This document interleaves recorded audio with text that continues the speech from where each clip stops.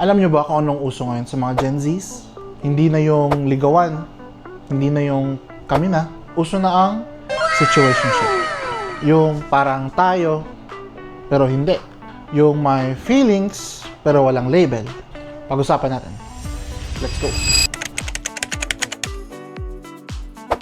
Bakit nga ba nauso to?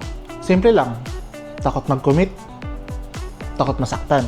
Pero gusto pa rin ng hilig, lambing, or may kausap tuwing gabi. Sa panahon ng dating apps, sobrang daming options. Kapag may konting red flag, umatras na kaagad. Kaya ang ending, wala.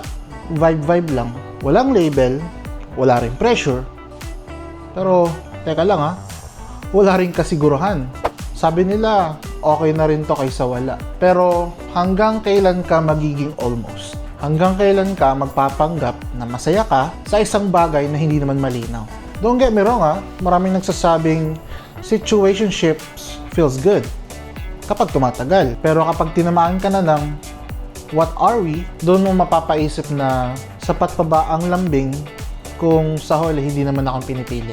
Kung meron kang ka-situationship ngayon, tanong ko lang, masaya ka pa ba o umaasa ka lang?